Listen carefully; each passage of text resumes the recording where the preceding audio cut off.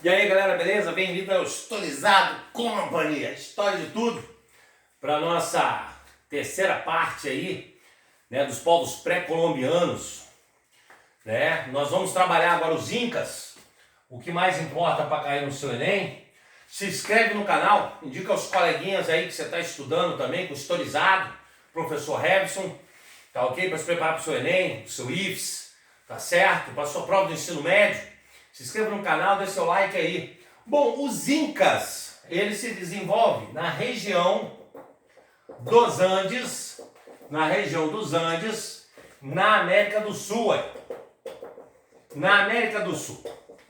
E os Incas, na verdade, é o seguinte, o nome do povo, galera, é Quichua. O nome do povo é Quichua. O título do governante do povo Quichua é Inca. E o nome do governante era Atahualpa. Compreenderam lá? É isso aí. Tá ok? O nome do povo Inca é Quichua.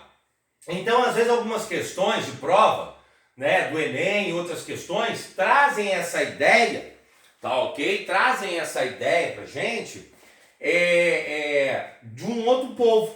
Você vai resolver a questão e tá lá, os quichus da América do Sul, você fala, que povo é esse? O professor não falou. São os Incas. Mas por que isso aconteceu? Porque quando o conquistador espanhol chegou na região dos Incas, o povo saudava o Inca. Toda hora eles falavam no Inca. Então o espanhol passou a chamar o povo Quichua de Inca e esse ficou para o nome do povo. Então tanto faz você chamar o povo Inca de Inca ou Quichua, mas você deve saber para sua prova que o nome do povo é Quichua, que o título é Inca e que o nome é Atahualpa.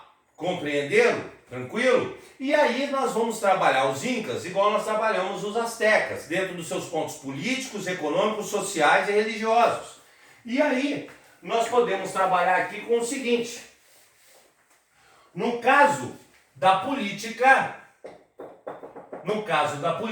nós também temos uma teocracia, tá ok? Nós temos uma teocracia, tá? Com o Inca, só que o Inca, ele vai ser o imperador e vai ser também um deus na terra.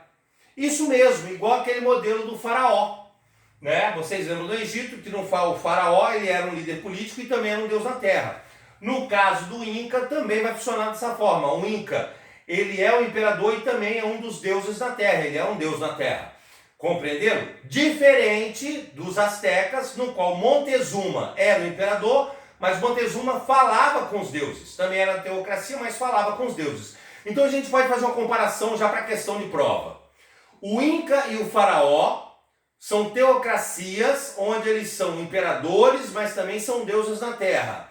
O Pateci da Mesopotâmia e Montezuma no Império Azteca é uma teocracia, eles são os imperadores, mas eles falam com deuses, representam os deuses, eles não são deuses na terra. Compreenderam? Além de tudo, na teocracia da política inca, nós teremos o imperador, sendo uma família, ele, Deus e a sua família também uma família divina, e nós teremos a capital inca, que vai ser Cusco. Cusco, que hoje ainda existe no Peru, seria a capital inca. E no caso de Cusco, foi um pouco diferente da cidade de Tenochtitlan, que os espanhóis conseguiram aterrar Tenochtitlan, né, a capital asteca. Cusco, a capital inca, ela fica no alto dos Andes. E ela foi construída com grandes blocos de pedra. Então o espanhol ele até tentou construir por cima dessa cidade, mas ele não conseguiu. Ele fez o que? Ele misturou as construções incas, muitas dessas construções incas, também com construções espanholas. Compreenderam? É até curioso que há uns anos atrás teve um terremoto no Peru, e aí muitas das construções espanholas e construções atuais caíram e a construção inca não, ainda está lá da mesma forma. Compreenderam? Na economia, nos interessa os incas que ele tem um diferencial de vários povos. É o chamado modo de produção tributário. Segundo o Ciro Flammarion Cardoso. O Ciro Flammarion Cardoso foi um dos historiadores que mais se aprofundaram nos estudos dos povos pré-colombianos, principalmente os astecas, maias e incas. E ele vai dizer que a economia inca, ela não era simplesmente uma economia escravocrata, ou modo de produção asiático, ou comércio. Comércio nem existia propriamente dito. O que nós temos é um modo de produção tributário, onde nós teremos o seguinte: as províncias que eram chamados Ailus, os Ailus, tá ok? E os curacas. E os curacas, que seriam espécies de governantes das províncias aí. Beleza? Uma espécie de governantes das províncias. Os curacas estavam ligados ao Inca. O que era isso? Na verdade, você vai ter o Império Inca indo do Peru, passando pelo Equador, descendo até o Chile, pedacinho da Bolívia, pedacinho da Colômbia ali. Eles dominavam todas essas regiões. E em todos os Andes existiam estradas, tá, ok? Que ligavam a capital Inca, Cusco. E os Incas então dominaram todos esses povos, e esses povos tinham a obrigação de dar tributos ao Inca. O que aquele povo produzia, parte da produção daquele povo, ele tinha que dar para o Inca. Compreenderam? Olha só. E aí o povo que não produzia nenhum excedente, não produzia produtos excedentes, galera, esse povo tinha que trabalhar alguns meses para os Incas. Professor, tipo trabalhar de graça? Seria por aí. Os caras tinham que prestar serviço aos Incas nas construções Incas durante alguns meses. Isso ficou conhecido como mita. Tá ok? Vai ser a chamada mita. Olha lá. Seria mita. Ou seja, a prestação de serviço, um trabalho compulsório, onde os povos que não tinham produções excedentes, eles então prestavam serviços braçais aos Incas nas construções durante alguns meses.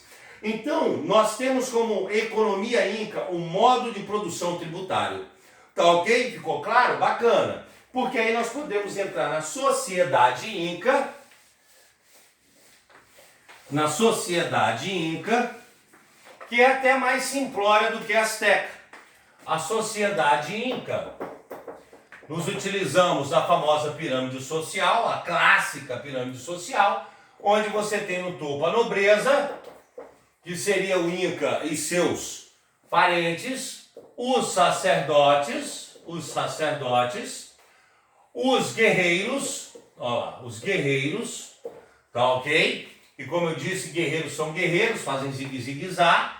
Devemos não esquecer que os sacerdotes têm a função pedagógica, política e religiosa, sempre.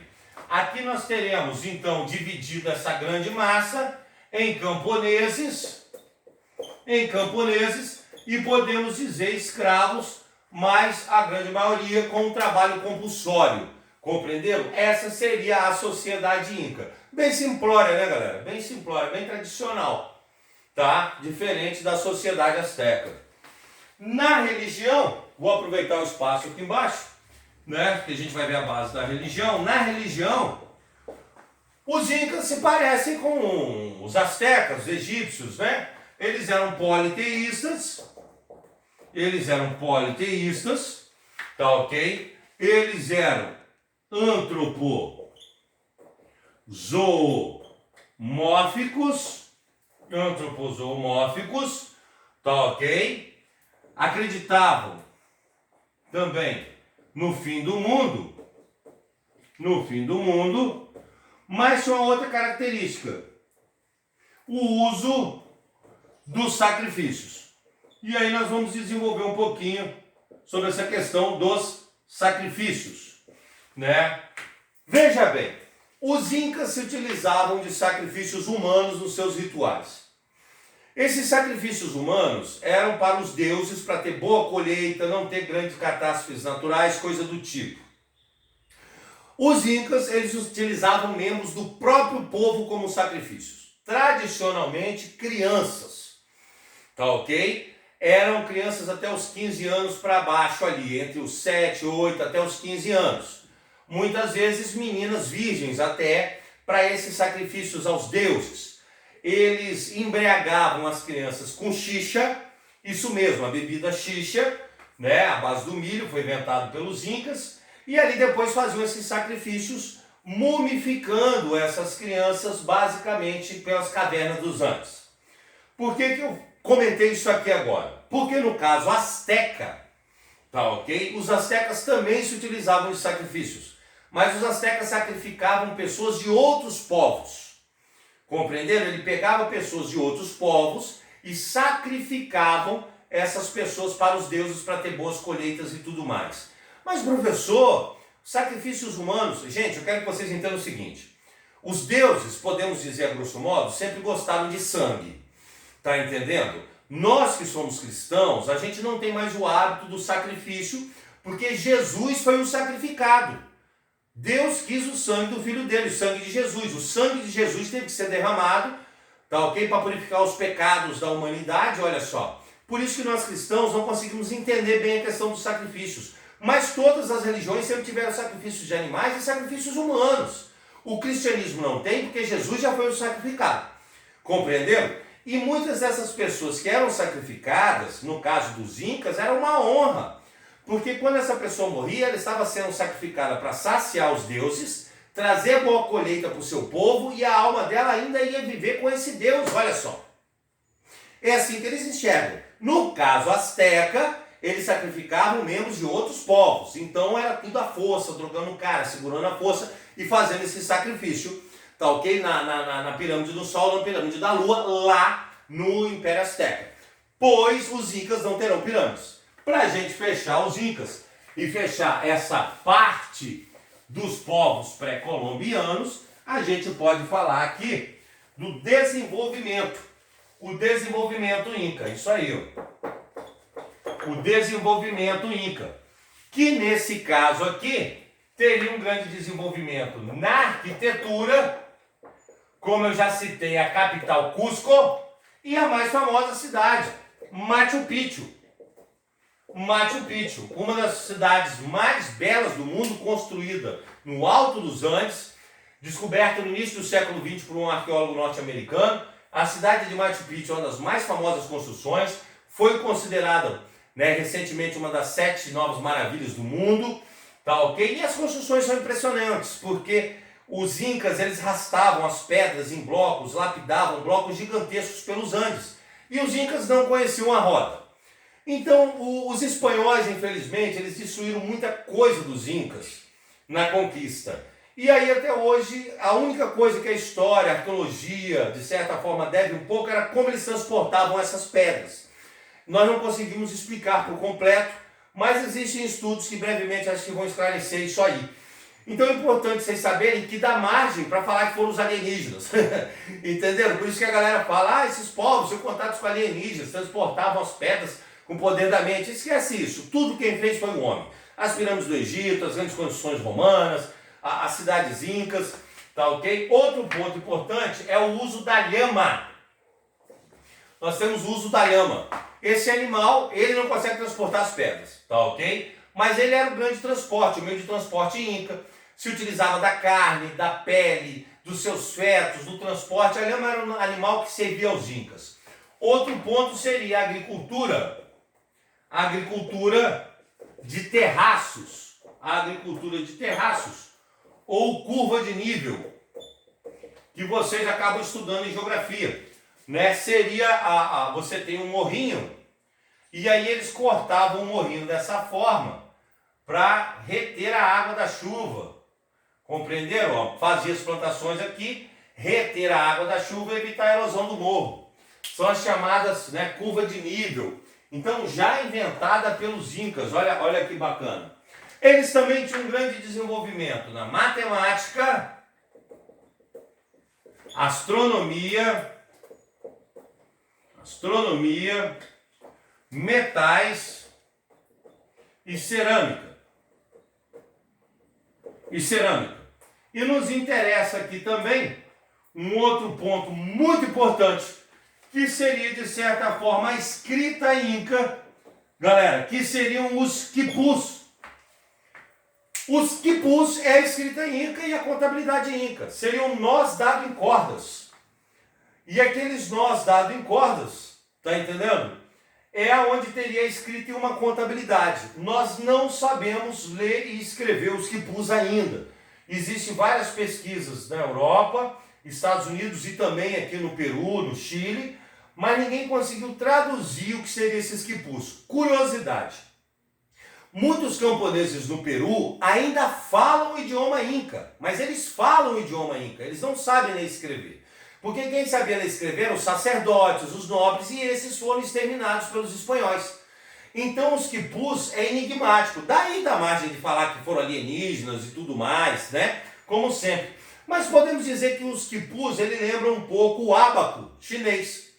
Isso, o ábaco, aquelas conchinhas que são contadas e fazem conta daquela forma. Então os quipus seriam uma escrita inca, nós dado em cordas e também sua contabilidade, beleza? Gostou? Dá seu like aí, se inscreve no canal, marca o sininho para receber notificação, porque você já ficou historizado. Um abraço!